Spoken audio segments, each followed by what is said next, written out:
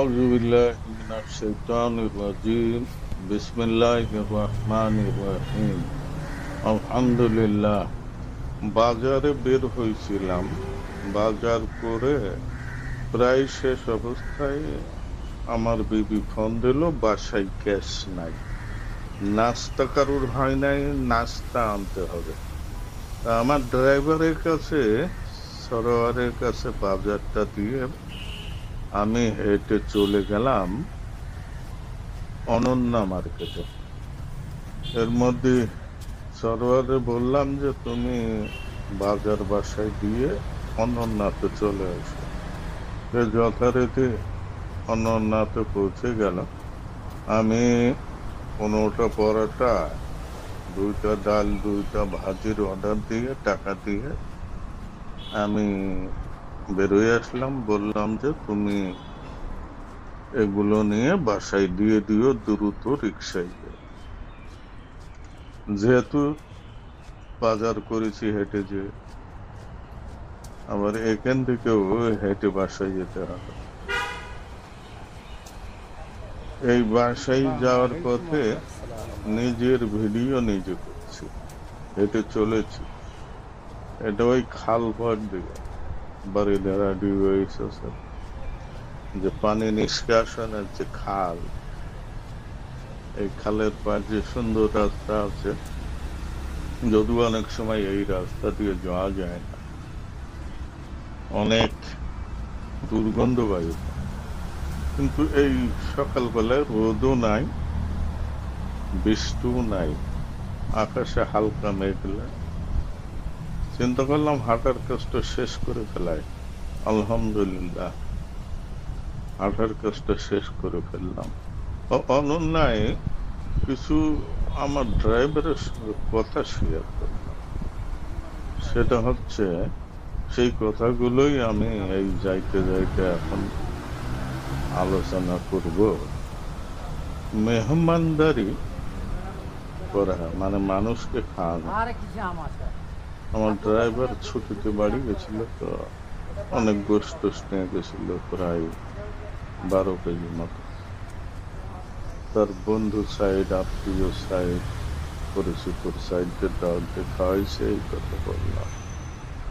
তো এটা হচ্ছে ভালো কাজ, সেইটা বোঝানোর জন্যই তাকে আমি বললাম যে দেখো, মানুষের খাওয়ানো এর মতো ভালো কাজ আর কিছু হতে পারে না। সেটা ধর্ম বর্ণ নির্বিশেষে যাকে খাওয়াবা আল্লাহ রাজি খুশি হয়ে যায়। আর যার এই অভ্যাসটা আছে, মানুষকে খাওয়ানোর অভ্যাস, এই অভ্যাস যারা আছে তার কখনো ভাতের অভাব হবে না। এটা পরীক্ষিত। একজন ক্ষুধার্তকে খাবার দেবেন, সমস্ত লোকের খাওয়ানোর জিম্মাদারি হচ্ছে আল্লাহ। যখন একটা ক্ষুধার্ত লোককে আপনি খাবার দেবেন, তখন আল্লাহ মানে একটু অভিমানই করে বসে আমার মনে হয়। মানে এই যে অভিমান, মানে তো রাগ না, যেখানে আমার প্রত্যেকের রিজিক পৌঁছানোর কথা, আমি তার রিজিক যে কোনো কারণে আমি কমাই দিয়েছি, সেখানে তুই কি হয়েছিস? হ্যাঁ, তুই কেমন যে ক্ষুধার্ত লোকটাকে, মানে আল্লাহ আনন্দের, মানে খুশির অভিমান, তো অভিমান করে তাকে এমন একটা তৌফিক দিয়ে দেয়, তার জীবনে কোনোদিন ভাতের অভাব হয় না। যে তুই কত বড় দাতা হয়েছিস, আমি কত বড় দাতা, দেখ তোর জীবনে কোনোদিন ভাতের অভাব হবে না। ওরকম বস্ত্রহীনকে বস্ত্র দেওয়া, পিপাসার্তকে তৃষ্ণা মেটানোর ব্যবস্থা করা, এগুলো খুব ভালো কাজ। মানুষের গোপন কাজকে গোপন রাখা আল্লাহ বড্ড খুশি হয়। ওরে বাবা, তুই কত বড় হয়েছিস, তুই তার গোপন বিষয়টা জানা সত্ত্বেও তুই প্রকাশ করিস নাই। আমিও তোর কোন গোপন বিষয় আর কখনো কারো কাছে প্রকাশ করব না, তার গোপন বিষয়ে প্রকাশ হবে না। গীবত করা খুব বড় অপরাধ। আল্লাহ কোরআনে মাজিদে এই গীবত সম্পর্কে মানুষের চেহারা নিয়ে মন্তব্য করা, খারাপ ধারণা করা, এগুলো আল্লাহ পাকের খুব অপছন্দনীয় কাজ।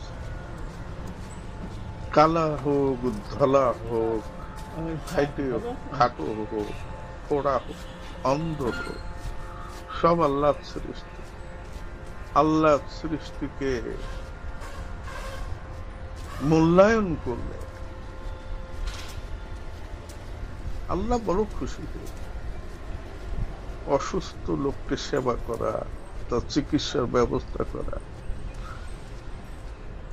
আমার দিলের বিশ্বাস থেকে বলছি যে অন্য অসহায় অসুস্থ ব্যক্তিকে সেবা করবে, তার চিকিৎসার ব্যবস্থা করবে, তার চিকিৎসার প্রয়োজনই হবে না, অর্থাৎ তার রোগ ব্যাধি হবে না, আল্লাহর তরফ থেকে তার সেবা আসবে। আর একটা কথা ওই হোটেলে বসে বলছিলাম, সেটা হচ্ছে এই হোটেল ব্যবসায়ী, কয়েকটা ব্যবসায়ী যে তারা চট করে একেবারে ফকির ভিখারি হয়ে যায়, ধ্বংস হয়ে যায়, আবার ওই ব্যবসায়ী কেউ কেউ চট করে ধনী হয়ে যায়। এরকম একটা ব্যবসা হচ্ছে খাবারের হোটেলের ব্যবসা। যে ব্যক্তি মানুষকে খাওয়ানোর উদ্দেশ্যে চিন্তা করে মানুষ খাবে, এইটাকে কত পরিষ্কার পরিচ্ছন্ন, কত যত্ন সহকারে করা উচিত, এই চিন্তা করে যদি কেউ হোটেলের ব্যবসা করে এবং সেইভাবে পদক্ষেপ নেয়, তাহলে তার ব্যবসায় তত্তর করে বাড়তে থাকবে। এরকম আমার কাছে নমুনা আছে, নাম বলবো না, কিন্তু নমুনা আছে যে একটা হোটেল থেকে একটা জেলা শহরে কয়েকটা হোটেল হয়ে গেছে, বিশাল বিশাল হোটেল, তারপরেও লোক ঠেলে গুলোতে পারে না। কে করে? আল্লাহ করে। সবকিছু করনেওয়ালা জাত আল্লাহ। ভাই মানুষের কোনো ক্ষমতা নেই, মানুষ কিছুই করতে পারে। শিক্ষা দীক্ষা, বড় পদবী কোনো ফায়দা দিতে পারে না। দেখেন, কোন বড় চাকরিজীবী, বড় পদবীধারী, বড় সম্মানের ব্যক্তি খুবই সম্মানিত হচ্ছে সমাজে, আবার কেউ মুহূর্তের মধ্যে কল্পনার বাইরে যে আসমান সমান সম্মানের উপরে আছে, ক্ষমতার উপরে আছে, মুহূর্তের মধ্যে এমন পরিস্থিতি কল্পনাও করতে পারে, সব ছেড়ে পালায়। কেন? কে করে? এটি মানুষের ক্ষমতা আছে, আল্লাহ মনে করে অমুকের জন্য বা অমুক আন্দোলনের জন্য, অমুক কাজের জন্য এইটা হয়েছে। অসম্ভব, কোন কাজের জন্য কিছু হয় না, আল্লাহ থেকে হয়, আল্লাহ করে, সব আল্লাহ করেন। এই বিশ্বাস, এই বিশ্বাস যে কোনো কোনো ঘটনা ঘটলো, আমরা মনে করি যদি আমি এইটা না করতাম তাহলে আমার তো এই ঘটনা হতো না। ভুল কথা, ভুল কথা, অশুদ্ধ কথা। কিছুর জন্য কিছু হয় না, আল্লাহ করেন। কিন্তু একটা জিনিস খেয়াল রাখা দরকার, আল্লাহ পাক মানুষের জ্ঞান বুদ্ধি বিবেচনা দিয়েছে, ভালো মন্দ দিক আল্লাহ দিয়েছে, সেটা বোঝার ক্ষমতা মানুষের দিয়েছে। বুঝে চলা, সতর্ক হয়ে চলা, আল্লাহর সন্তুষ্টি অর্জন করে চলা, কোনটা ভালো কাজ কোনটা খারাপ কাজ আল্লাহ পবিত্র কুরআনের মাধ্যমে এটা পরিষ্কার, আল্লাহ পবিত্র কুরআনের মাধ্যমে এটা পরিষ্কার করে দিয়েছে। এই জন্য ভাই, কোন কিতাব না, কোন একমাত্র কিতাব আল্লাহর কুরআন। আল্লাহর কুরআন, এই কুরআনের মধ্যে সবকিছু আছে। যে কুরআনের চর্চা করে এবং সেই অনুযায়ী জীবনকে অতিবাহিত করে, তার দুনিয়া যেমন সুন্দর হয়ে যাবে, আখিরাতও ওরকম সুন্দর হয়ে যাবে। আসলে ভাই, আখিরাতেই সব। 60-70-80 বছর মানুষ বেঁচে থাকে, মুহূর্তের মধ্যে চলে যায়, বুঝতেই পারি না। ওই সেদিনের কথা আজ বার্ধক্য পৌঁছে গেছে, যুবক বার্ধক্য পৌঁছে গেছে। যুবক ছিলাম, ছোট ছিলাম, দৌড়াই বেড়াইতাম, আহা আজ বার্ধক্য। এই বার্ধক্য হয়েছে বুঝতেই পারছি না যে না মরার মধ্যে দেরি আছে, না মুহূর্তের মধ্যে মৌত হয়ে যেতে পারে। এই জন্য ভাই আল্লাহ সন্তুষ্টি অর্জন করে। আল্লাহর সন্তুষ্টি অর্জন একমাত্র সম্ভব কুরআনের অনুসরণ করবো তো ভাই ইনশাআল্লাহ।